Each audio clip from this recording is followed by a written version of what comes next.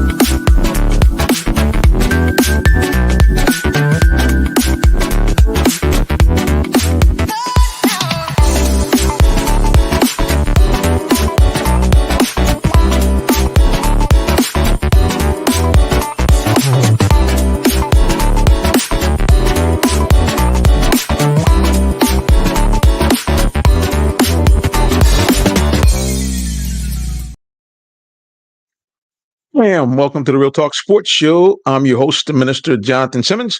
We thank God for all those of you who decided to tune in to join us here on various platforms. First of all, I want to give a big shout out to those of you who are watching and listening on the replay, because we know some of you guys tune in after the fact. So we're glad that you have made an appointed time to check in on the Real Talk Sports Show. Remember, if this is your first time around on YouTube, you know what to do. Subscribe, and subscribe. Please, we have just recently exceeded the 1,000 subscriber mark. We're at 1027, I think it is. So we are looking now to make our next mark at the 1,500 mark. So appreciate all those of you who have joined in on the fun here on the Real Talk Sports Show. So again, go ahead and subscribe. We would appreciate you very much if you would do that. Well, we have a pretty nifty assortment of individuals joining us today. We're going to go all across the board. We're going to talk a little college football with our good friend Rod McKenzie from GoJacks.com, because I think the Jackets are feeling some kind of way. 2-0 start to the 2024-25 season. And of course, guys, you know that we are a big aficionado and cover NASCAR. And what better place to check out NASCAR right down the road from where we are in Metro Atlanta at the Atlanta Motor Speedway, a legendary track that just a couple of years ago was updated. And we're going to have Tyler on with us. He runs marketing down there at Atlanta Motor Speedway. And he's going to talk to us about not just the race, but you guys may not be aware, there's a lot of other good things that go on at the Motor Speedway as well. And we're also going to be doing our high school spotlight. Stevenson Jaguars playing, again, another brand of great football this year. We'll talk to them. And, of course, you know how we do it. We wrap it up with more pro football. The Atlanta Falcons about to kick off on Sunday. And you know we bring on the embedded beat writer for the AJC Sports, the Hall of Famer himself, D. Orlando Ledbetter. But not to keep you too long on the time, I told you about those Yellow Jackets. They are buzzing down in the flats. And we got a guy that's been covering the Jackets, all things Yellow Jackets, for quite some time. Our good buddy, Rod McKenzie, is back in the building. Rod, welcome back, sir. All right, Rod, I think we got the mute button on you one more time and dial us back up.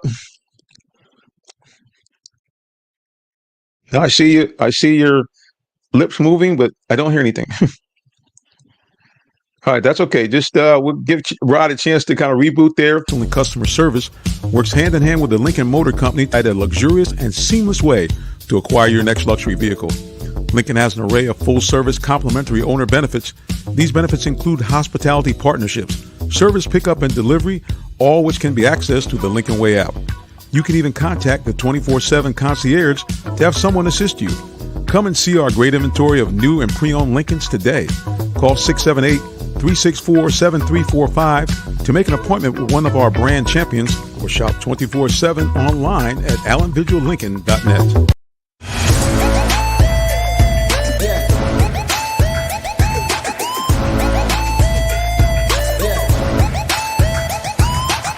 This is OJ Howard with Real Talk Sports.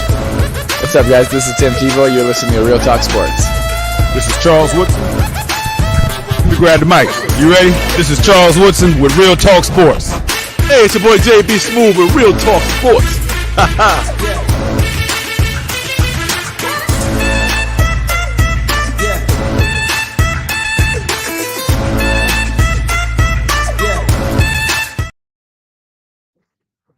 Guys, we're back here, still waiting for our good buddy Rod to pipe back up. I'm going to bring him back in, see if his microphone is working. Hopefully it is. All right, here we go. Rod, are you there, sir? How we doing? There he is, guys. Our good buddy Rod McKenzie has the bugs out of the machine. Rod, welcome back. And like I said again, it has got to be exciting. Georgia Tech off to an outstanding start, 2-0 against two pretty good teams. Yeah, they naturally they had the difficult opening game over in Dublin against a Florida State team that they always seem to struggle against, and then you come back home and you figure, well, maybe they can relax a little, but no, you got Georgia State coming in, a team that really wanted to beat Georgia Tech, and that's your little sister, and you don't want to let them beat you because that would be disastrous for the program. So they got off to a slow start, but stepped up, right before the end of the first half, and then sort of sailed into the victory lane at the end of the second half. Yeah, definitely. Jack is playing outstanding football. What do you think is really the difference here for this Jacket team as they start off again 2-0, first time I think in about 7 or 8 years? Yeah, I think a couple things. Number one, the offense is in the second year with Buster Faulkner.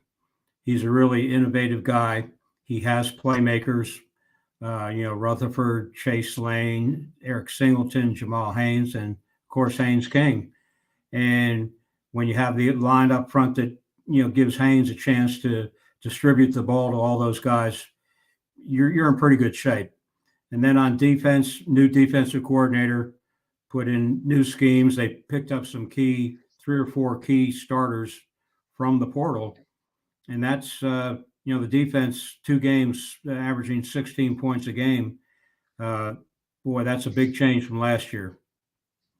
No doubt. You mentioned a guy that maybe a lot of people don't know much about. Malik Rutherford had a huge game against Georgia State, 7 receptions, 131 yards.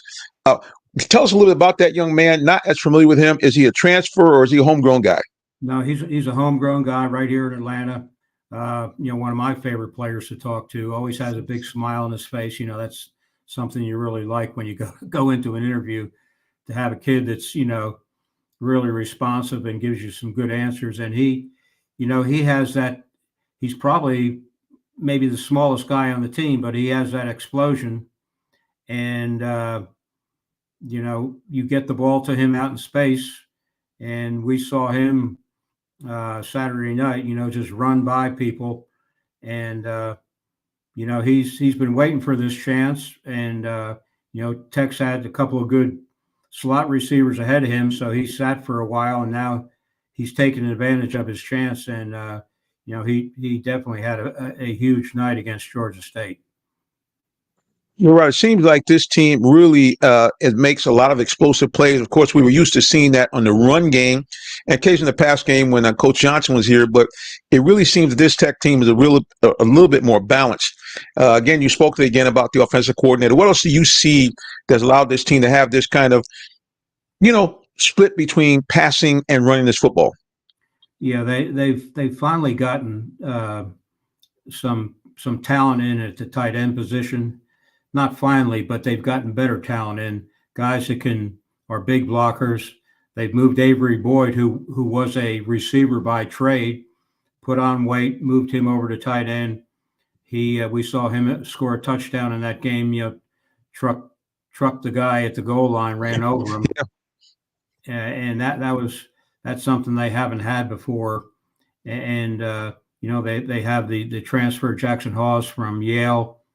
He's come in, and he's a guy that when they put him over there with Keelan Rutledge and Jordan Williams, that's a big trio over there if you're running behind them. And Jamal Haynes loves to run behind those 3 guys. Yeah, why wouldn't he, man? Like you said, the Jackets offense is cooking. It looks like, Rod, they put up almost 500 yards in total offense. And, this team looks really, really good. I'm looking at the schedule here. I think the last time they started off 2-0, I think they actually went 3-0, and then they ran into, I don't say a buzzsaw, but a very tough schedule. I think they played like 3 or 4 top 20 teams over the span of like 6 weeks. Looking at this schedule, do you think that we could see 4 weeks from now a Georgia Tech team 4-2 or even possibly 5-1? the first step, and this is what Key preaches. He doesn't want them looking ahead in the schedule. He wants the next game. He said, he always tells you it's the biggest game of the year, and that's the way they're approaching it. He wants the guys, after they win a game like Georgia State, he wants them to enjoy the win, and he wants, that to be part of their routine throughout the season. So they're going up to Syracuse, facing a Syracuse team with a new coach, former Georgia coach, have a good quarterback who transferred from Ohio State, big tight end, a couple of good running backs.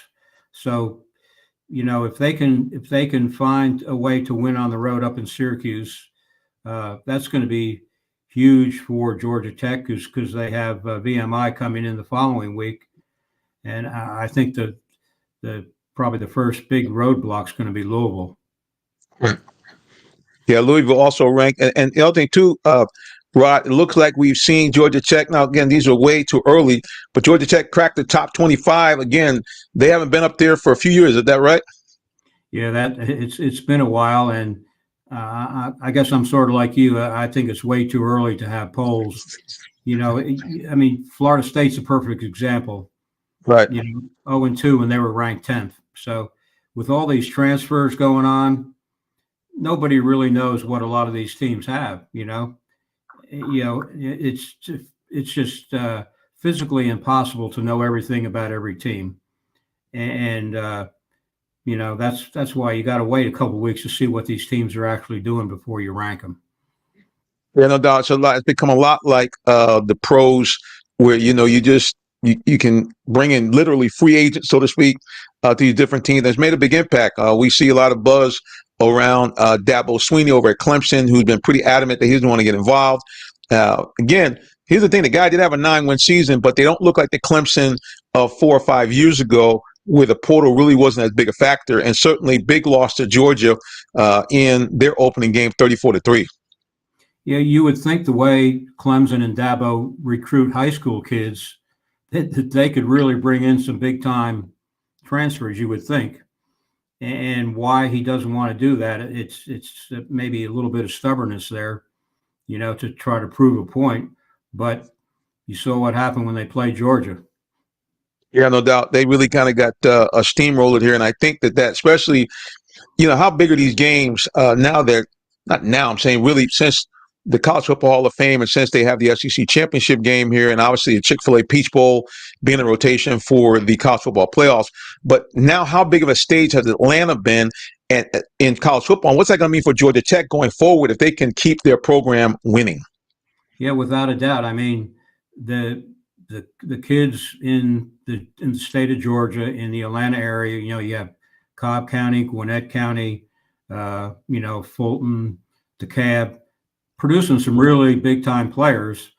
And we saw, recently 2 of the guys that Tech brought in, if they can keep doing things on the big time stage, they got a big one coming up down the road, when they go over to the Benz to play Notre Dame, that's going to be, there's going to be a lot of eyes on that game. So kids are starting to say, hey, maybe there's something going on at Georgia Tech.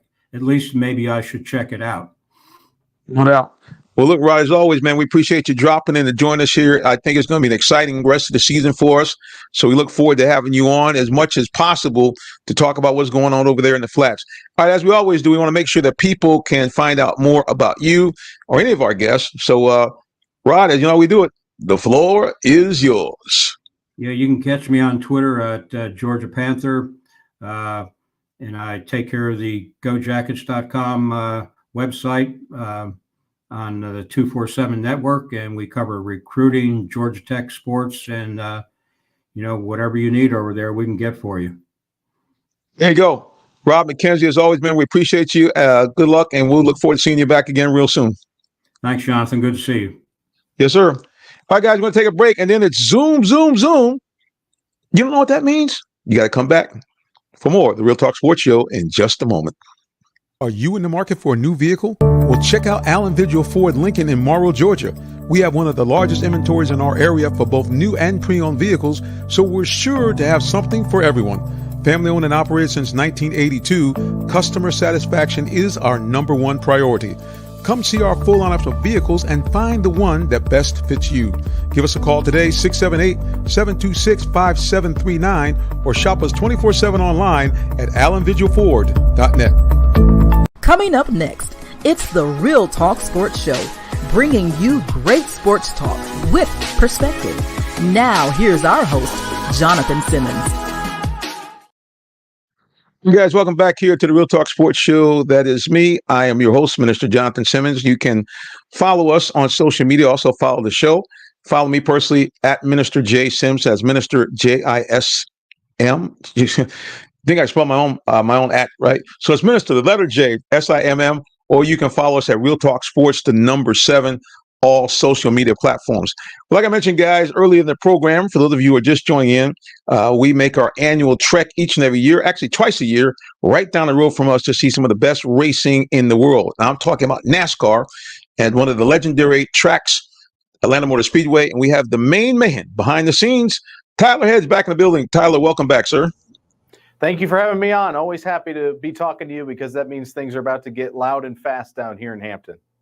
No doubt, man. First of all, it just always amazes me when I think about Atlanta Motor Speedway, all the legendary drivers that have raced on that track, and really, especially in the last few years, some of the legendary races. What makes Atlanta Motor Speedway this compelling place to see NASCAR racing? Well, from our standpoint, the things that we have to offer, when people come here and attend in person, we want to deliver a hospitality experience that's second to none. But we're really fortunate to have a racing product on the track with the reconfiguration that happened here for the 2022 season. From the start, that was amazing racing like nobody had ever seen down here in Hampton before. And with each successive event, it's only gotten more and more exciting. And you were here for that amazing 3-wide finish that's over my shoulder in February. If we can have a race that's half as exciting as what we saw just a few months back, we're going to have a wild start down here to the playoffs in NASCAR. Yes, that's the other thing I really had kind of forgotten about. Technically, this race coming up is the start of literally the playoffs. So just explain to people who are kind of maybe new to NASCAR, kind of your race, obviously, and what the playoff means going forward to determine the champion for NASCAR. Yeah, so NASCAR has one of the longest seasons in sports. They start in February and they go all the way into the beginning of November.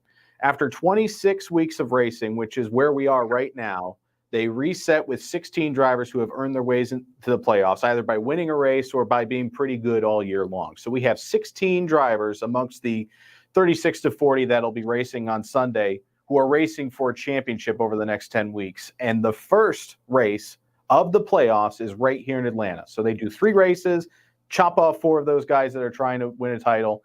They go down to 12, do 3 more races, chop off 4 more, down to 8, 3 more races, and then you guessed it, chop off 4 more. Then 4 guys go for the championship in the finale out in Phoenix. So we're really excited to be playing such a major role in that. That first race that you have in the playoffs really can set the tone or really derail that championship quest that you're having. There's a lot of people that are very capable of doing that if they can put it all together. And this is a tough place to start out for sure. No doubt. Now, interesting. Let me ask you this. Is this something that you guys decided to do? Say, look, we want to kind of be the first race? Because I know for years you guys had a race in March and then you had another race usually late in the summer, sometime in July. Yeah, this is something that looking at, there's a whole bunch of people that have something to say about where you race and when you race in NASCAR, right? Obviously, we have the opportunity to say, hey, let's have up to the playoffs, right? But then you have the broadcast partners and you have NASCAR themselves. And so especially with the Olympic break that was taken for NBC, which has the later half of the year, they wanted to have a couple weeks off. So that really jumbled up things inherently for the 2024 season. And so as they were looking at everything, they said, hey, Atlanta would be a good fit right there in the beginning of September. And we said, we agree. Absolutely. We agree. So, amen. That's right. Well, yeah, Atlanta really is a great spot, right? Oh, yeah, for sure. And it looks like the weather is really going to work out for us this weekend, too, and be really seasonably mild. So we're happy that that's cooperating with us. Our first playoff race since 2008, 16 years is the last time that we had a postseason race in NASCAR. So we're really excited for it for sure. That's incredible, man. I mean, and really, when you think about it, what better place to start than Atlanta with everybody, like you said, coming off the Olympics and so many things going on, because strategically, the largest airport, I should say, the busiest airport in the world, very easy to get to from either coast, from anywhere in the country. So, yeah, definitely, I know it must make everybody down there really proud that you guys will be numero uno this year. Absolutely. I mean, what a time to be a sports fan in the Atlanta market, right? Like, you've got the No doubt. Bulldogs who are looking like they're going to be in contention. You guys were talking about Georgia Tech looking really stout at football. I'm a Syracuse guy myself, so I'm hoping they take it easy on us on Saturday. But hey, the Falcons, obviously, there's a lot of excitement around them, a lot of opportunity with a new quarterback and everything that they've got going on with kickoff this weekend. And hey, the NASCAR playoff starting at one of the tracks that is really standing out as the hottest track on the circuit.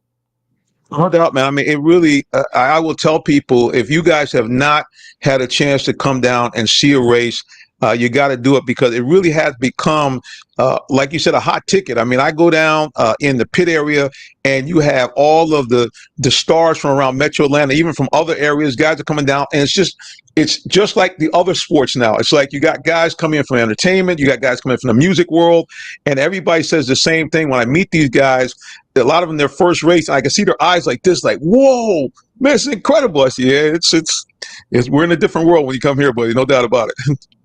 Yeah, if you've never given NASCAR a try, there's no better place to do that than right here at Atlanta Motor Speedway. The racing product that we have, it's really thrilling and second to none for 3 to 3.5 hours and 400 miles of racing. But more than just the racing, you kind of alluded to it. We have a weekend full of entertainment, live music, a fan zone that's full of stuff for you, the family, and your friends to go check out, a big kids zone with a whole bunch of stuff to check out.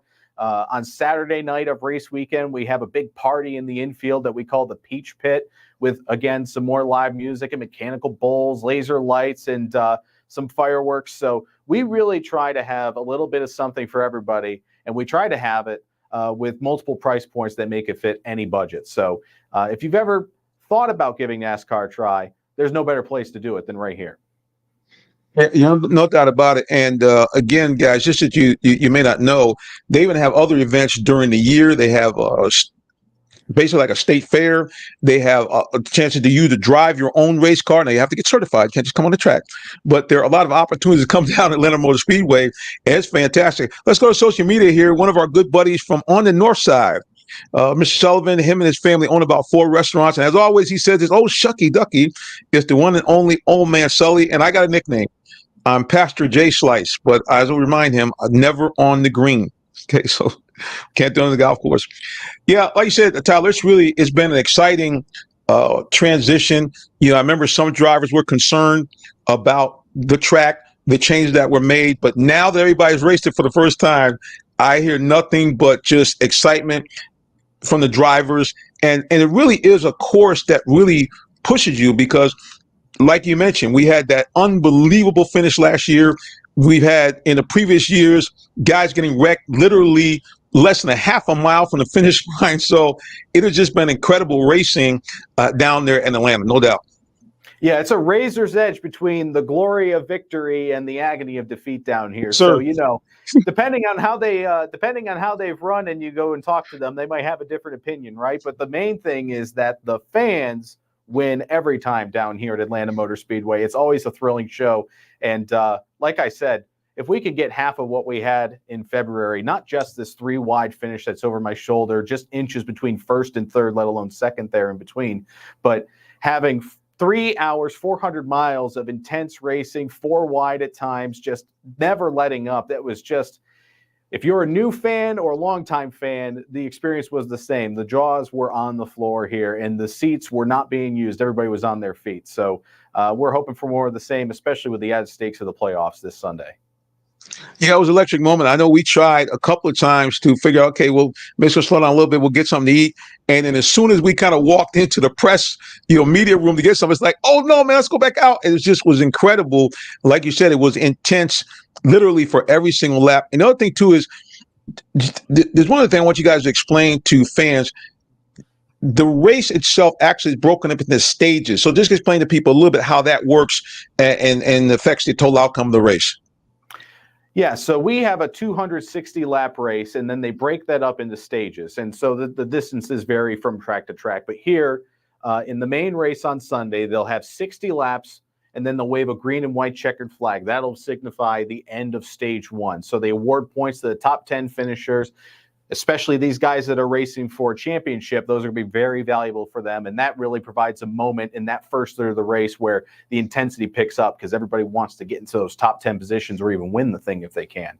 Same thing happens at the end of stage two. Here, that's the end of lap 160. So you do 100 more laps of racing to try to earn some more points. Then you get into the final stage of the race, and that's where all the marbles are on the table, right? That's where the pay window's open, the most points are available, and of course the trophy's on the line. So that's how the race breaks out. And like I said, in February, all of those moments and all the ones leading up to those moments were can't miss. Like you said, hard to grab a bite to eat when it's going on like that, but that's a good problem to have. Yeah, no bathroom breaks, guys. I'm just telling you, you better try to hold your water until the TV commercial comes on, because it really was thrilling racing throughout. And that's really, I think, what any venue wants. Is they want something that you mentioned earlier. Obviously, you want something that is user friendly for the drivers and the teams. But man, you want fans to get their money's worth for excitement. And like I said, there's no doubt that it was there before, but definitely since you guys have banked the track and done some changes there, it's been incredible. I mean, every single year, it's just been lights out, 3-4 wide, and it always seems like it comes down to those last 3 or 4 laps. Either you'll have a caution, and it's like go, and it's like a sprint right to the end. So it's been incredible. I mean, we chalk it up to the changes that have been made to the track, NASCAR's new car, and everything that they're doing to constantly improve the racing. But I might be able to give some credit to you, Jonathan, because you started coming here, I believe, in 2021, or at least regularly coming here in 2021. And the races have only gotten better and better and better as we've been going. So, keep coming. That's the point. Well, like I said, man, we're excited to be a part of it. NASCAR was something that I watched when I was a young guy for years, and literally, you had the old moniker from the tagline of ABC: "Why will the sports? The thrill of victory and agony of defeat." And they always had a clip of NASCAR going on, and certainly, as a real young guy, remembering the thing, I think that. And it's real comical to think about this, but most Americans, especially guys my age who are baby boomers, their first indoctrination to NASCAR was the famous fight in the infield. But the realities is that the once people tuned in, the intensity of the racing. Now, I tell everybody, hey, nobody wants to see guys fighting, but the fights were not guys saying, I want to knock your head off because I don't like you. It was the competitiveness of the racers was so intense. And the other thing, too, that NASCAR does is something that is very different.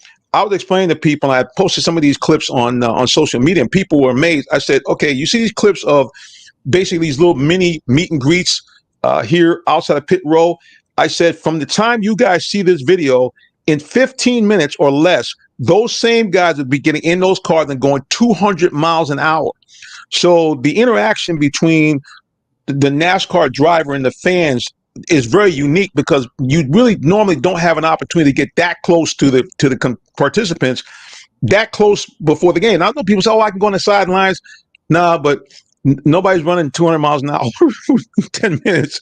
So it's a different feel. So again, I would encourage anybody, if you have not had a chance to go to NASCAR, come on down. And if you can't go to the pits, it doesn't matter, because really, as far as getting the visual, Tyler, I would think that 3 wide is probably even better from the stands.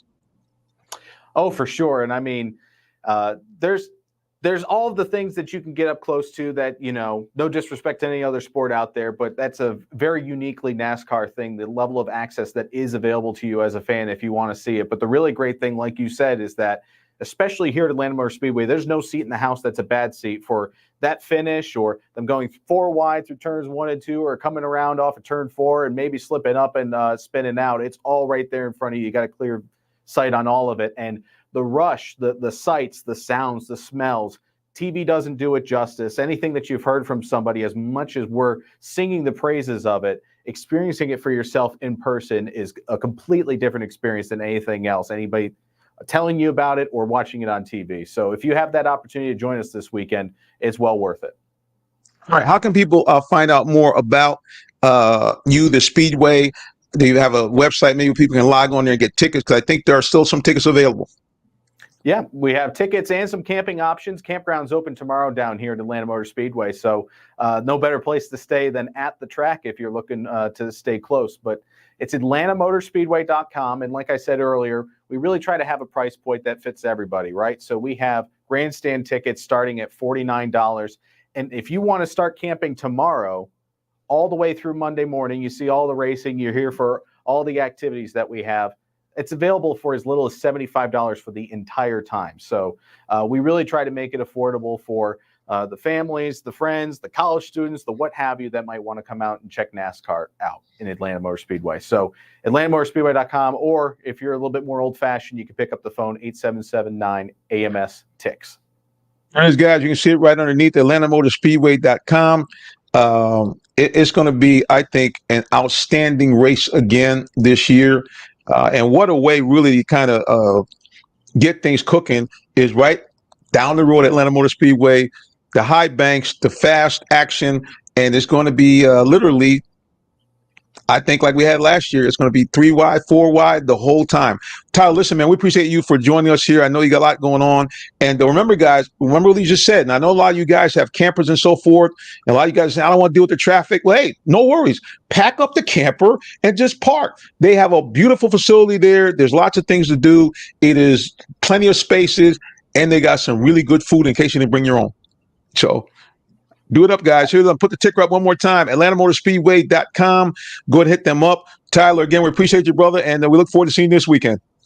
I appreciate it. And, hey, if you see me looking sour on Saturday afternoon, it's because Georgia Tech wasn't so nice to Syracuse, but we'll get past it. All right, I'll try to just look the other way. All right, y'all. Appreciate you, man. Have a good one. You too. All right, guys, keep it locked right here for more because we got high school football coming up. A friend of the program. Well, to find out who it is, you got to keep it locked right here for more of the Real Talk Sports Show. We'll be back in just a moment. The day has arrived. It's time to let more people know about your business. You have the right marketing plan and the messaging in place. But do you have the right messenger? Good advertising and promotions need a professional sound so the message can be clearly understood. Don't leave your brand image to chance. Let our team of voiceover experts at CME lend you a hand. Give us a call at 678-304-8121 to find out how we can partner with you to give your business its voice. Welcome to the Real Talk Sports Show. I'm Aria, the first AI presenter for Real Talk Sports. We want to get your feedback about my participation in the show, so please leave comments. So stay tuned, the Real Talk Sports Show is coming up. Hey sports fans, tune in for live high school football Friday, 7:30 p.m. on RealTalkSports.net. Check out your favorite Metro Atlanta teams as they do battle on the gridiron. It's your high school game of the week, live streaming free Friday nights on RealTalkSports.net. For more sports coverage and great sports talk, catch the Real Talk Sports Show Tuesdays, 8 p.m. on YouTube, Facebook, Twitter, or Twitch. Brought to you by Allen Vigil Ford in Morrow, a business giving back to their community. Give them a call at 678-364-3979 or check them out online at allenvigilford.net. Hi, guys. Please, if you need a car for yourself or for your family, you actually can see me. I'm actually a commercial account manager over there at Allen Vigil Ford. You can hit me up. You can use the same sports show email. That's jsimmons@realtalksports.net. So that's the letter J followed by SIMMONS. You can go ahead and hit me up right there at realtalksports.net. Or you can text or call me directly, 678-410-9833. Would love to connect with you in that way. So please, guys, hit me up. Like I said, we'll treat you with some love and care. There's not a rough situation when you come to get a car from me. I'm very understanding. And Mr. Vigil is a great facility over there. It's actually family owned, not corporate owned. So please, if you need a vehicle for yourself or your family, even for your business, hit us up here. You saw it right there before. I'll pop it up one more time. jsimmons@realtalksports.net, or you can go ahead and text me 678-410-9833. All right, guys, as you know, we cover high school football, and we normally are in Clayton County, but we have a friend right up the road in DeKalb County. His Stevenson Jaguars had a great season last year going to the playoffs, and it looks like they've started off again well this year. We have the head coach to join us, and he's going to introduce himself to you right now. Come on in, Coach. How are you? Good. How you doing, Jonathan? I'm doing fantastic. Well, look, Coach, we appreciate you joining us. I know that Tuesdays is always tough for guys in high school and college because you got a lot of stuff going on with the prep and practice, trying to get everything installed for the next week. So we always appreciate you taking a little time out to come on with us on the program. Absolutely, man. Thanks for having me. Yes, sir. I will talk to you a little bit. You guys off to a pretty good start again this year, 2-1, and you guys won a thriller, I guess, against Dutchtown last week. Talk to us a little bit about that game. Big time game for us. Going over there to Henry County, going over there to face a tough Dutchtown team, and we kind of went into that game, with an arm tied behind our back. We had a couple of starters down, and so wow, guys kind of band together and decided that they wanted to win a football game, and so we went over there, executed really well. Dutchtown, really, really well coached team. And it kind of came down to the wire. Late in that game, it was 7-0 halftime lead, and it was kind of a back and forth deal. And we got a 21-7 lead in the fourth quarter, and one would think that that would have been it, but we had a lot of drama that came down to the end of that game, and coach decided to go for two right there, and we were fortunate enough to stop him right there at the end and come away with a W. And so it was a really, really hard fought game. Super proud of our guys. They played with a lot of pride, and that's just the kind of atmosphere and the type of game that I was anticipating, going to face a Dutchtown team like that early in the season. So, games like that get us ready for the playoffs. And it was definitely a playoff type atmosphere. And so we were just excited to come away with a W. No doubt, man. You did a great job. And to those of you that follow Dutchtown, I know I have a couple of people on Facebook follow me. Okay, I know we're going to cover Dutchtown too. We'll bring the coach on at the appointed time. But Stevenson is a school that we came upon last year on social media. Went out actually way up to their stadium, Halliford Stadium, covered a couple of their games, and met Coach and his staff, and made it folks there. Matter of fact, Coach, y'all were down in my neck of the woods again. You were down right down the road, literally 12 minutes from my house at that great inner city classic where you guys took on Mays. Another great game, lots of excitement there, brand new field, and you guys once again played a great game. Yeah, we did, and it was the first one. We kind of came out rusty. We had some mistakes from some guys that we just didn't expect to have. So we started real slow. Weather was a factor in that game. It was. And so, hot and then rainy and then all kinds of things going on. Yes, sir. That's why I had to leave. I was going to stay for the rest of the game, but I said no. I said a baby boomer needs to get himself out of these boomers and get to the house. Yeah, I had to get out of there, sir. But it really ebb and flow of the game. Some great moments. Matter of fact, I got a couple of posts on social media.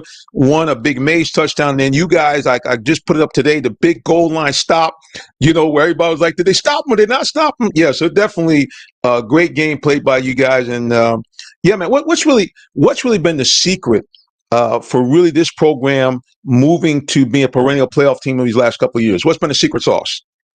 Guys buying in. When I started at Stevenson 4 years ago, we wrapped our arms around some freshmen, and those guys bought into everything that we were selling, and they've come to play week in and week out. And so that first year, we started off well. That first year, got off to a 5-0 start. And then, the guys' bodies just started breaking down. They just weren't ready to handle varsity football yet. And so, our administration really kind of bought into that, got us a weight training program. We got these guys stronger. And so, now we're at a point where those freshmen are seniors this year. And so, they've had a lot of experiences, a lot of playoff experiences, tough games on the road. They've really been battle tested. And we're just excited about, the way that they're continuing to fight and the way that they're leading for our young group. Well, so they're doing great stuff. We got, I believe, a fan on social media. Let's pop here. We got Roxanne McNeil saying, Coach! So big shout outs there, man. And I got to tell you, Coach, I mean, you really, you guys have a really strong fan base. And, you guys just do a great job of getting people out, like you said, getting people engaged and getting people to buy in. And that's important. And also just talks a little bit how important it is that parents and boosters also say, hey, look, we want to be involved, and we kind of believe what you're doing? Yeah, extremely important. We're at a phase now in our program where, we had a lot of guys out last week just to small injuries, cramps, things of that sort, and their diet just isn't what it should be in our neck of the woods. Less and less of our athletes are eating lunch and getting those healthy meals for dinner and things of that sort, and so. Sponsorship is important to our program. We want to be able to hydrate our guys properly. We want them to be well fed. We want to get them a good breakfast. And, throughout our off season, we've been able to do that.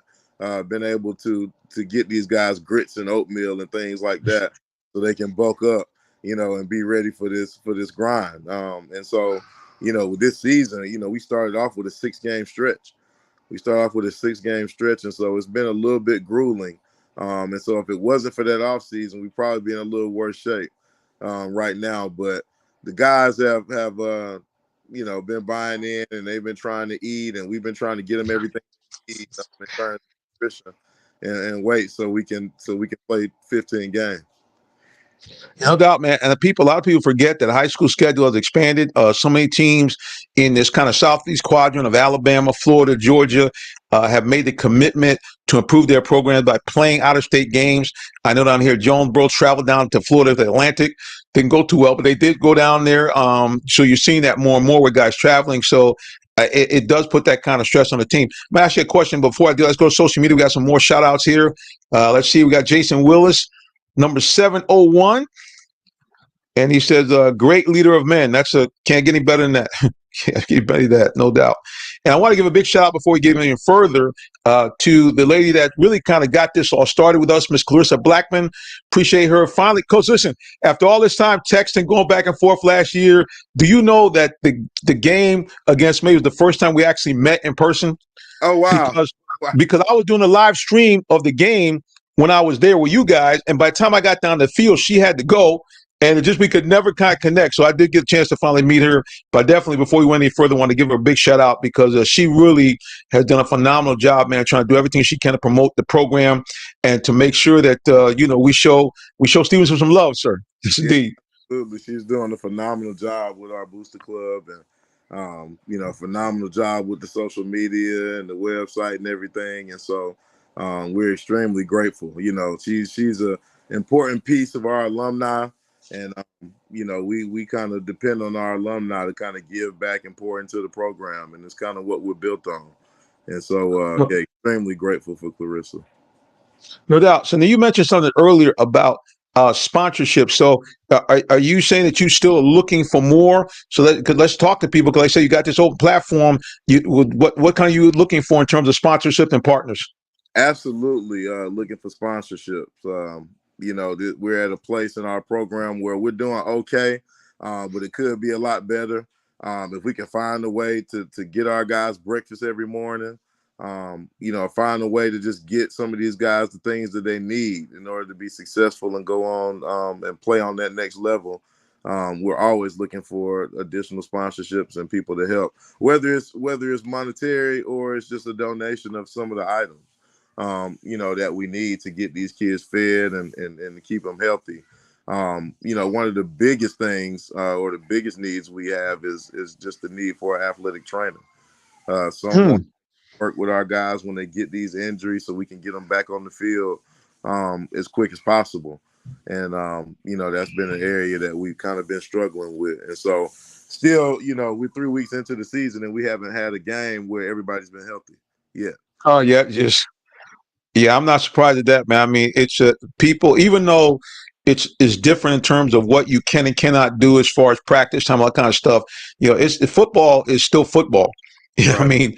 And actually, if we're really honest about it, if I have to take a look, being the OG in the building, just the weight and size of the guys from the time that, forget when I was playing, even when I was a younger man, like, 20, 30 years ago, the physical size of the players is so much bigger, they're so much faster that, you're going to be prone to more contact injuries, even though we've eliminated a lot of, illegal type hits. Still, man, if you got somebody motoring, running a 5.25 253, 40, and they weighing 270, 280 pounds, your impact probably not going to go well with you.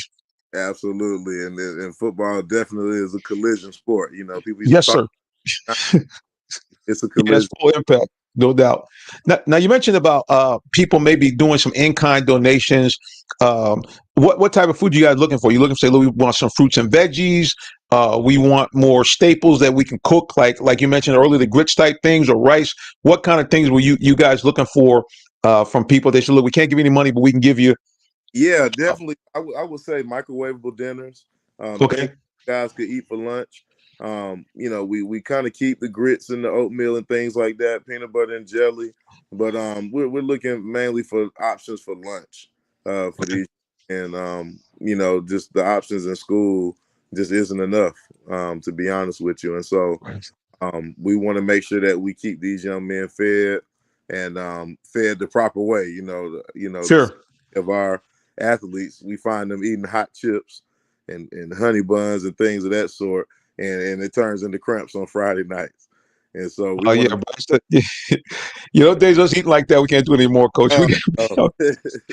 Yeah, if anything, we might have to get those little health drinks. Though, I mean, they don't fill you up, but that's really a better option, man, than what we used. That's how we should do it. I mean, eat the popsicles, all that kind of stuff. You can't do that. Yeah, we've learned that nutrition is important. It really is. So no doubt we'll get that out there for you. And certainly, if you have a list, you can have Chris send it to me. We'll post it up because Metro Atlanta is big, and DeKalb is a huge county. Mm-hmm. And I know that there are people that if they knew that there was a need there, that they'll be willing to step up and help out. I mean, you have grocery stores, you have, not just mom and pop, you have all types of restaurant chains around that I'm sure if they knew that, hey, these guys kind of need something, that they could kind of combine and put something together for you. Now, normally your team, how many athletes you got? 50, 60? What do you guys have for the team size? About? Carry 65 on our varsity roster. It's probably about 85 total. All right. But 60 is a good number. That'll get us started. All right, guys. For those of you listening, here's what you can do. I'll put my information up so you guys can hit me up. I'll put it up on the screen right now. Send me an email, jsimmons@realtalksports.net, or text me 678-410-9833. And what you put in the body of that, just put something to the effect of helping Stevenson. So I'll know exactly what it is, and we can get you in contact with Ms. Blackman or with Coach, and you guys can pitch in and do what you can to help, because it's all yes, the school system spent a lot of money, but believe it or not, a lot of time athletics kind of get, people forget, and athletic. And what's so funny, Coach, about that is athletics oftentimes is what brings, and don't get me wrong, I want to definitely make sure you guys understand we look to make student athletes, but the reality is our sports marketing has become a huge factor in education right now. Whether we agree, disagree, that's the way it is. I mean, you see how much money it generates in college, and Georgia doesn't allow this at the high school level, but you still have a lot of people that want to contribute and be a part of an athletic community. So if you're out there, hit us up. You're in DeKalb. I don't care if you're in DeKalb County or not. If you just want to help out, just please let us know, and we'll get you in contact with Coach Jelks. We'll get you in contact with Ms. Blackman to help us out. All right, Coach, who do you got coming up this week? Who you playing? We're at Decatur. And so that's always a fun place to go play, with all the renovations and things. You got the rooftop bars and people looking down on you playing the game. What? It's always a fun atmosphere going to Decatur. Man, you playing for the Falcons or Georgia Tech. That's how you do on Thursday night. Georgia Tech got the backdrop of Atlanta, the skyline, and you got the luxury suite. So y'all doing a little bit of that in Decatur. Yeah. Well, how they all like to brag. They say it's greater in Decatur, but I know you're going to try to come out with that win. Definitely. Decatur's having a good season so far. They're undefeated right now. And so we're looking forward to going over there Friday, having a great game. Yeah, DeKalb County, man, guys are making some noise all across the board. And certainly we have some programs that you have done well in the past, such as Cedar Grove and others. But yeah, man, it looks like there's a lot of depth this year in the county as far as many teams are starting off pretty well this year. Yeah. And Cedar Grove happens to be in our region for the first time this year. And so in October, that's going to be a fun game. It should be, man. I mean, they traditionally, especially the last 3 or 4 years, they've had a tremendous team. A lot of people felt that they should be a two-time state champion, but we'll leave that alone. I've shown that clip a couple of times, and it's it's like, I'm sure, Coach, you always, it's like any coach would tell his team, let's win, so it's in our hands, not in the hands of the referee. Absolutely, don't let it get back. so so Well, listen, if people are watching your team, first of all, style of play. If they're watching a Coach Dell team, what kind of style they're going to see, and maybe give us one or two players that they might kind of say, okay, I'm going to keep my eye on number whoever. Talk to us a little bit about that. Well, we pride ourselves on being fast and physical, and so we want you to know, after the football game that you've been in a game when you come and play the Stevenson Jaguars, and so we pride ourselves on physicality and just playing that black and blue brand of football, and so it's always fun to kind of watch when you come out. Ramondo Craddock, our middle linebacker who wears number 0. Captain of the team, captain on the defense. He does a phenomenal job for us on both sides of the ball, as well as our quarterback, Marty Barton, number 12. He's a 4-year starter and kind of coming into his own right now. And then our center and defensive lineman, Marcus Andrews, you can never forget about the trenches. He's so valuable to our program and in a lot of different ways. He's a valuable piece, and so he plays center, plays defensive line. And those are our 3 captains. Those guys make a lot of plays, as well as a lot of the other guys on the team as well. Make a lot of plays, but those 3 guys really get us going. Well, it's funny because I think the first 2 gentlemen you mentioned were part of that goal line stand. I think I saw them both kind of in there, and I think number 0, the first guy went up and said, "No, they didn't get in." Yeah. So there's no question, man, that you guys come out to play, and it's always exciting to see that, and to see young men come out and really do their thing and perform at a high level so that they can enjoy the game, fans can enjoy the game, man. So it's just good stuff. Well, look, how can people find out more about you guys? You have like a website or social media that people can find out, and hopefully by the next time you come on, I have a little graphic I can put on there so we can see it as well. Yeah, absolutely. We're on Instagram at SHS Jags Football, as well as the Jaguar Touchdown Club. You can follow either one of those pages on Instagram, and we're on Twitter as well. SHS Jags Football on Twitter, also on Facebook with the Touchdown Club. The Jaguar Touchdown Club page is on Facebook as well. So that's how you can get in touch with us. That's how you'll find us on social media. Listen, man, we appreciate you joining us tonight. We look forward to catching up with you throughout the season. And one of these days, we'll get a couple of your players on here as well. And we just appreciate what you guys are doing and support from the Stevenson fans. Like I said, ever since we've covered you guys, people have been really reactive to a lot of the videos and so forth. So we appreciate them because, support, I'll tell you about up front, this is for us, it's really more of a labor of love because, our station really primarily a gospel station. So they're like, hey, we really, good news. You got high school football, but we really enjoy it, man, because like I said, again, the number of parents who have come to me after the games, and like tell people, we're not Fox 5 Sports, but there's nothing better than a parent coming up and say, hey, I saw the interview of my son with you. I appreciate that. Like I said, Clarissa saying we appreciate the spotlight on the school itself.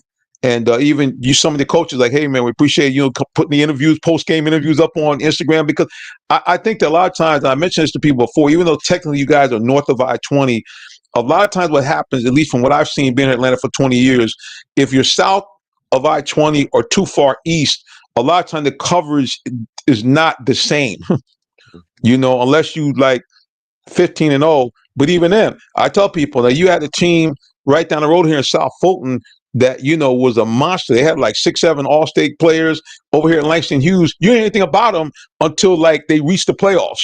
Right. And even the playoffs, they're beating people by 30, 40 points, and you didn't hear anything until they got to the state final. So I've just seen this before. Same thing with Cedar Grove. It took a long time for people to kind of seem like they mention them. And I understand because most of the TV stations are, in fact, north of I-20, or Buckhead and other areas. So they may not have the personnel. But all I know is this.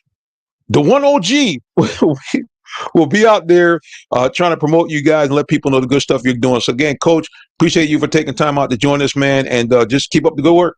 Yes, sir. Absolutely. I appreciate you having me and appreciate the work you're doing. This is a great part of the year, great time of year. High school football is back, and the funnest part of the year for me, especially when it started to get cold. Man, you can't beat it. It's funny because right before you came on, the other thing we do is we cover NASCAR. And I was telling people, we were talking about just this weekend coming up this weekend. You got high school football everywhere in Georgia. You got the NASCAR, and you got the opening game for the Falcons. It's just like, man, if you like sports, especially if you like football, man, you don't have to do nothing. You just make sure your cable TV is working properly, and you are good to go. That's it. Like I say again, Coach, we appreciate you, man, and we look forward to having you back on real soon. And good luck in your game against Decatur. Yes, sir. Thank you. Thank you. All right, guys, we'll be back with more of the Real Talk Sports Show. Don't go anywhere, please, and thank you. The day has arrived. It's time to let more people know about your business. You have the right marketing plan and the messaging in place. But do you have the right messenger? Good advertising and promotions need a professional sound so the message can be clearly understood. Don't leave your brand image to chance. Let our team of voiceover experts at CME lend you a hand. Give us a call at 678-304-8121 to find out how we can partner with you to give your business its voice. Did you know that Allen Vigil Ford in Morrow, Georgia also has Lincoln? Over 35 years of using the Vigil Touch to provide excellent customer service. Looking for a vehicle? Come to Allen Vigil Ford Lincoln in Morrow, Georgia. We're a family-owned dealership that's been serving the Atlanta area for over 40 years, offering an unbeatable selection of new Fords, Lincolns, and pre-owned vehicles. Enjoy our exceptional customer service and great financing options tailored just for you. Visit us at 6790 Mount Zion Boulevard in Morrow, Georgia, located just 20 minutes from downtown Atlanta. Call us at 678-364-3979 or visit online at allenvigilford.net. This is Patrick Willis, and this is Real Talk Sports. Here is recent Hall of Famer Patrick Willis. Caught up with him at one of the Super Bowl week events a couple of years ago, and we appreciate him dropping by to give us a shout out here on the Real Talk Sports Show. Again, you're listening to the Real Talk Sports Show to get ready to wrap it up.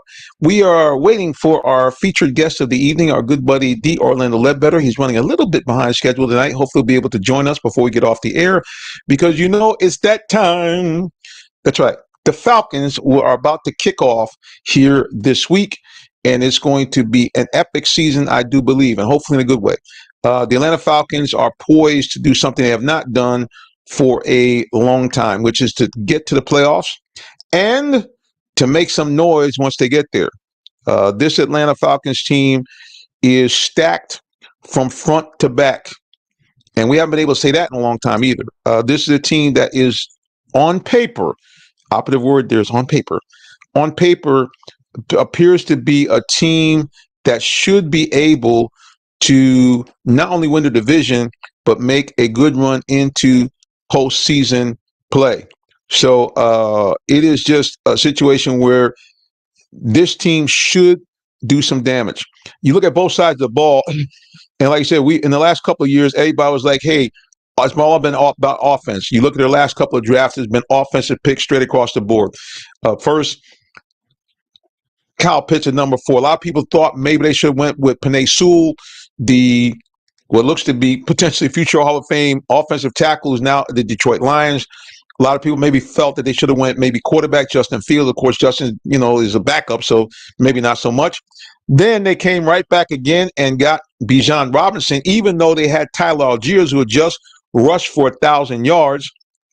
And then now Michael Penix, when they just signed Kirk Cousins to quarterback. So a lot of people see the Atlanta Falcons, they go, okay, this Falcons team is stacked offensively. Now what? Well, good news. You got a healthy Grady Jarrett coming back, and he looks stronger, faster, and leaner than ever. And oh, by the way, they added not one, but 2 former All-Pros to the defensive side of the ball, adding on from Jesse Bates last year, who once again was an All-Pro, A.J. Terrell, who's been a Pro Bowler himself, and now add on a guy who I call my cousin because we have the same last name, Justin Simmons, and Matthew Judon, a guy who has been one of the best pass rushers in the game. Simmons, a 3-time Pro Bowler himself, not even 4 if I can get it correctly. with the Broncos. So now, for the first time in a long time, we can kind of talk about the impact that the Falcons defense might have as well as the offense. And because of that, that makes this team a potential team that should be able to go deep into postseason. Just saying. They look like, again, operative word here, guys, on paper, they look like a team that is extremely balanced, a team that we have not seen this type of team since, you know what happened last time they were pretty balanced. The Falcons went to the Super Bowl. When they had Matt Ryan at the reign, they had the Kyle Shanahan offense, and they had a really almost kind of a similar structure that you have here. Now, of course, you have to be careful. You had Julio Jones, a first ballot Hall of Famer. We don't know what Drake London can be, but as far as his ability to make the tough catch when you need it, I think he could give you that kind of sensibility. At the tight end position, you had a myriad of guys there. You had Austin Hooper, who was a guy that had that California cool, but could be explosive. You had two running backs like you have right now. You had Devontae Freeman, and you also had Kevin Coleman. So you had that same 1-2 punch like you have here with Tyler Algiers and with Robinson. So there's a lot of similarities between this team and the Falcons team that went to the playoffs. And oh, by the way, we had the one-hit wonder. We had the only real bona fide year where Vic Beasley lived up to his billing as being a number 8 overall draft pick, a guy that we picked ahead of other guys that later went on to be great edge rushers. But he had 16.5 sacks and led the NFL in sacks. This Falcons team was really a well-balanced team going to the Super Bowl. Had not been for, I hate to rehash it, the ridiculous play calling and clock management by the coaching team. This Falcons team would be on a different trajectory. Number one, it would ensure that Matt Ryan would have been a Hall of Famer. He still might get to a Hall of Fame. And who knows? We might even have these guys right now. Coach Dan Quinn might still be here. But anyway, all that being said, we're in a whole different regime now. We have a Dan Quinn guy in Raheem Morris. Similar kind of feel where it's about rah-rah, go-go, not too much negative. Guys that seem that they can inspire the troops. And ironically, it's funny. It's almost like deja vu all over again. If you remember, guys, Coach the original Coach Smith had a really good Falcons team, had a great run, got them to the playoffs, I think 6 or 7 years in a row, stabilized the team after the fiasco of Michael Vick. But he kind of was a dour guy. I mean, Mike Smith, we loved him, good guy, good football guy, but a lot of times, man, he was kind of a dour guy. And then we brought in Dan Quinn, who was all just sugar and fun and a lot of quips and different kind of slogans he had. Well, interestingly enough, same kind of situation. We come off of Arthur Smith, a guy who was actually kind of like a snarky guy, kind of like Bill Belichick light, grumpy guy all the time. And now we have Raheem Morris, who is, boom, go, always smiling, Mr. Energy. So hopefully we can catch that lightning in the bottle again. But you know how I do it, guys. Anytime I talk Falcons, I bring an expert. I'm not an expert. This man is the embedded beat writer for AJC Sports for the Falcons. He also is a legendary living legend. You say, why you say that? Because he's a Hall of Fame sports writer. And he is Esquire Parks Lunch. You know what I'm talking about. The one and only, the man who wears the fedora better than anybody else, and the bow tie Chronicles master himself, Mr. D. Orlando Ledbetter, back in the building. What's going on, D-Led? Hey, Reverend, not too much. Just getting ready for practice this week, and wanted to come on the show with the season starting. I know everybody's really excited to get the ball kicked off on Sunday against the Pittsburgh Steelers. D-Led, you can't even imagine how people are all amped up. People have been chomping at the bit, and I hear that they're actually going to have like what they've been having the last couple of years. They're going to have some type of fan festival kickoff at Atlantic Station. So people are ready, sir. Yeah, no doubt that should be fun for everybody. Kind of to get the season started on a positive note. No doubt. All right, D-Led, the practices now, we are in real practices. Guy got pads on. Everybody's doing what they got to do. Your final analysis, looking at this team, the last couple of practices, what are you seeing with this team? First, offensively, a lot of guys on the national press are talking about a guy that really could be the real star of the team, Drake London. Are you seeing a lot of that or there's somebody else we also look out on the offensive side of the ball for the Falcons first? Yeah, they certainly could see that he can catch the ball and get open. He's been able to get close to 1,000 yards without a quarterback. Whereas George Pickens up in Pittsburgh led the league in yards per catch at 18.1. He had quarterback issues too. Garrett Wilson did pretty good in New York without a backup quarterbacks. So the rationale is, hey, with a good quarterback, Drake London should be pretty good this year. And I see that too. But, the fact remains it's got to be a running football team. They're not going to be dropping back 40 times a game throwing the ball. So, Bijan, it's got to start with Bijan and Tyler Algier. And then Kirk Cousins will know what to do throwing off of that run game. Now, you talk about that run game, D-Led. If we go back and look at two incarnations of Matt Ryan, we think about the first one where he had the big thunderbolt in the background, the big rumbler. I just drew a blank. Michael Turner. Turn the burner.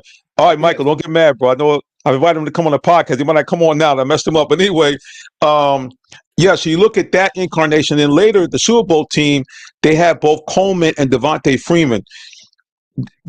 In looking at those two things and looking at Kirk Cousins, who is a similar type of quarterback, play action guy, drop back, get rid of the ball, where do you think the Falcons might be better served? Trying to say, look, we got Tyler Robinson, a quote-unquote generational player. We're going to give him most of the touches, or kind of break it up a little bit like the Falcons did when they went to Super Bowl with Coleman and Devontae Freeman. No, I think you got a generational back. And, when he needs a break, you give Tyler Algier a chance to go in there. But if the old Paul Brown rule is you got a horse, ride him. So I fully expect them to ride the horse and Bijan Robinson. You're going to need two. But even when Michael Turner was going, you had Jarius Norwood. Right. People forget that collectively in 2008, they ran for 2,000 yards. When you put Jarius is 500 with Michael 16, so there's room to have two backs. Even when one is your main horse. So basically, Falcons fans, you're hearing it straight from the horse's mouth. D-Let is saying that as much as we all like Tyler Algier, this is going to be the Bijan Robinson show for the Falcons. Well, yeah, when they talk about giving him the ball like 49ers gave Christian McCaffrey, that's what they plan to do. So who was Christian McCaffrey's backup last year? I don't know. You don't either. I don't either. It doesn't matter. He probably was a fine young man. But this is about Bijan Robinson. He had 1,400 yards and 8 touchdowns last year, and they think they could put more on his plate. So we're going to see that. And I talked to him last week, and he's going to speak with us again tomorrow, and he sounds like he's ready to go. Yes, sir. He sounds like he's ready to go. And it's funny you mentioned McCaffrey. He's himself said that he feels he can be that kind of guy, and he even said that he thinks he can rush for 2,000 yards. I said, brother, that's a big statement there, sir. I don't know about that, but at the end of the day, the young man seems like he's fully recovered. I know he seemed like to be a little banged up towards the end of last year, but from what you see, you think he's 100% ready to go. Oh yeah, no doubt. He's cutting, he's moving, he's spinning, he's doing all the stuff we saw last year in spurts.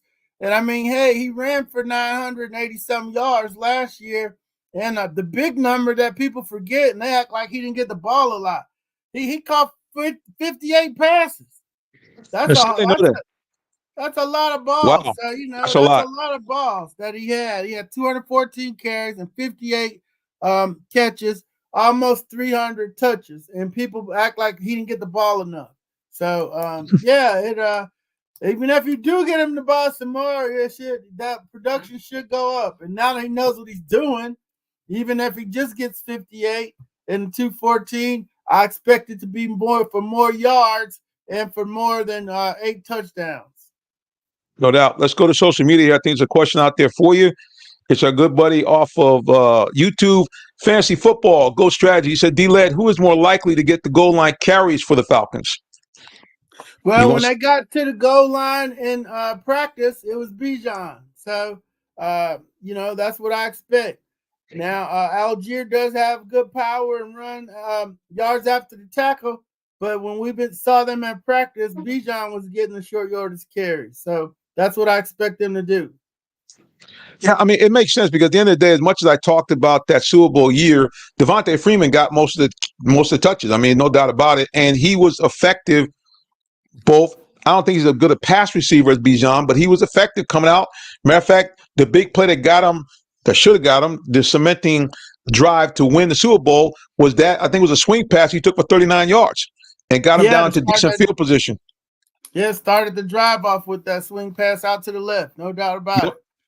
So there's no question, man. I think that all Falcons fans are excited about the idea of seeing Bijan really be kind of featured in this offense and with a competent quarterback and a play call that uses some imagination. All right. I talked before he came on and told people, hey, man, I think this Falcons team is one of the more balanced teams that we had in a while because of the big splash they made in these last couple of weeks, adding to the defense for the first time really in a long time. Just talk to people a little bit about these two additions and what you think they can bring to the table for this defense. Yeah, well, Coach Raheem said on Monday that Justin Simmons is ready to go. And so, Matthew Judon was a little bit further ahead. And so they were both listed as the first teamers in the depth chart that came out today. So fully expect both of those gentlemen to play. Judon will be at the left end, be backed up by Arnold Ebiketie. Simmons will be at Richie Simmons is Richie Grant's old spot, the old more of the strong safety in the duo, and Richie will back him up, and we might see Richie at some nickel back here to help stop the run because you can't play Lil D Alford at nickel back if they're going to be running Jalen and Najee Harris at you all day, which that's what Arthur Smith's going to do. So might see Richie in some big nickel. But yeah, Simmons and Bates supposed to be interchangeable.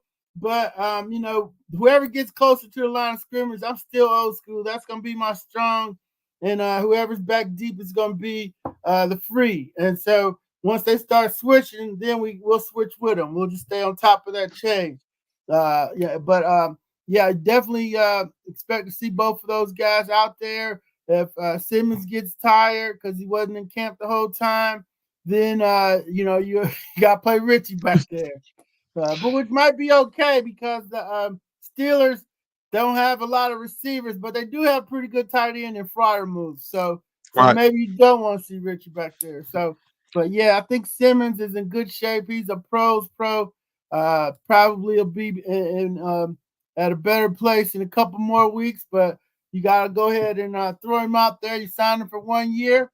The only problem I have with him is he's going to be wearing number 31.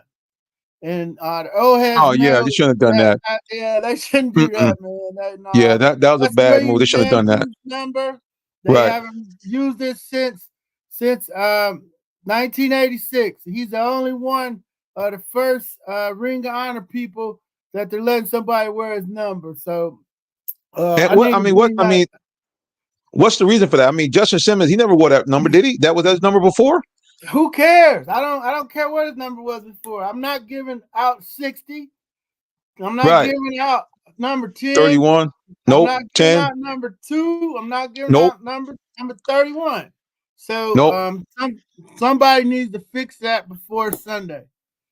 Yeah, I'm shocked. I mean, I guess I didn't pay attention, but I mean, why? I mean, that just makes no sense to me at all. None. Yeah, none. And the old folks are upset. They're like glad that I'm bringing it up. They're like, Arthur Blank acts like nothing happened before he owned the team, and it's a slap in the face of all the old Falcons and the Smiths to let somebody run out there on one of the fields with with the 31 on. Somebody. Yeah, I mean, the guy's a living legend, man. Yeah. Yeah, and I can't get a hold of him. I've been trying to get a hold of him through the old equipment people and the old PR people and so forth.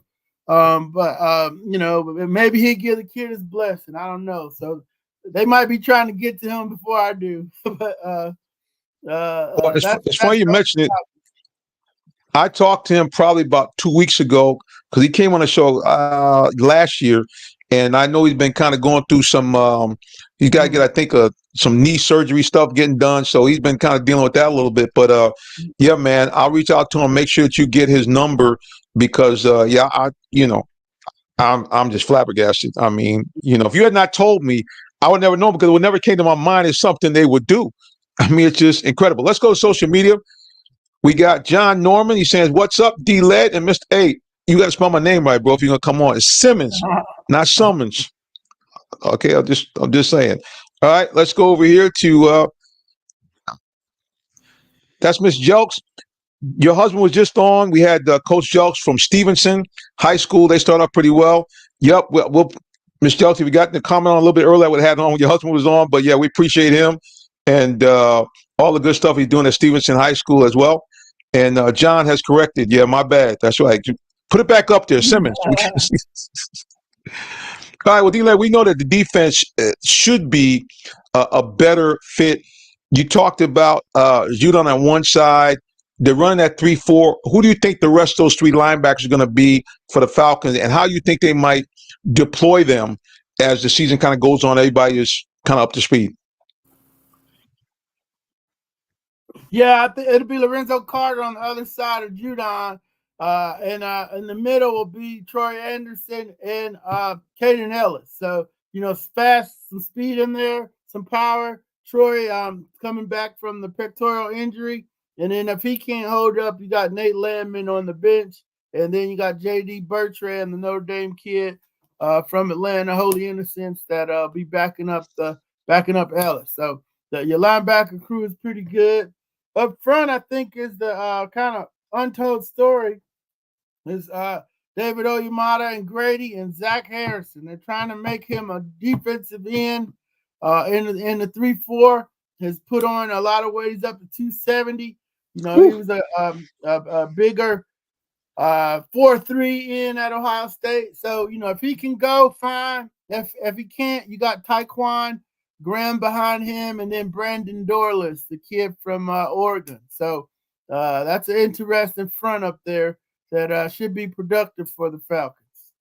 Well, I think the guy you just mentioned, that last guy in that 3-0, that to me is the key. If he can give us what we saw at the end of last year, talking about Zach Harrison, the Falcons they're going to be tough because, I mean, he really played quite well those last 3 or 4 games in the season. Yeah, no doubt. He got 3 sacks there down the stretch. Looked comfortable. Got nicked up a little bit, but kept on playing. He had a good quality 100 or so snaps down the stretch last year, and I'm sure that was a big part of why they said, hey, we need to see this every time. Once you show the coaches you can do a little bit, they're like, okay, I need more of that. We need more, baby. We need more. Well, speaking of that, let me ask you a question. So I like Troy Anderson. I think the guy I thought he was misused a little bit. I thought that they didn't take advantage of his speed the way I thought they were. But, Landerman was a tackling machine. Is Troy just that much better than him, or they just want that speed? Just talk to me a little bit why they're taking Anderson over Landerman, who, like you said, the guy was just tackled everything that moved last year. Yeah, he was more traditional linebacker, but there was some chinks in his games. The reason why he was undrafted, he couldn't cover people, so they had to hide that. He had to hide that, and they would have tried to attack him in space. They think, and then when the quarterback broke out the pocket, he couldn't get off his guy and go get him. They think Troy can do that. I know what Smith told me. If they had Troy in that Minnesota game, there's no way Dobbs gets out on that play. Yeah, so that happened like 2 or 3 times. That's why he's there to chase down the quarter, because you can't account for that quarterback. But when he gets out, one of them linebackers has to be able to get on his horse and get over there. And they think Troy can do that. He'll help them with the quarterback breakdowns. He'll be able to cover backs and tight ends.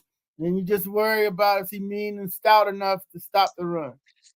And that's what I worry about, that these guys he just appears to me to be a guy that is what's what I can say? He looks like a guy that's kind of like he's a safety size naturally, but they kind of blew him up. You know what I mean, to be more of a lineman. Because didn't he play quarterback at one point in college? Yeah, he played quarterback, running back. Yeah, he played all over the place at Montana, I believe it is. Right. Yep. So anyway, like I said, I love his speed. The guy is a good tackler. I just hope he can hold up over time. Let's go to social media one more time here. It's our good buddy again, Fantasy Football Goat Strategies, and D-Led, this is what he's saying here. He's saying it's a disconnect, going back to the wearing 31, there's a disconnect of organizations not educating new players on the historical icons before them. He said Dallas has even been letting players run out there with a 33 number. I didn't realize that either. I guess. Yeah, I don't get it. I mean, I know CD Lamb had to get the playmaker's blessing, and the playmaker had to get Drew Pearson's blessing, so they kept that number down, which is that's what it should be. I'm saying, right. If the kid said, "Hey, Mr. Andrews, can I wear a 31 in your honor, and maybe we could donate some money to one of your charities or something," that'd be fine. I'll be fine. But I don't know if anything like that has happened. So.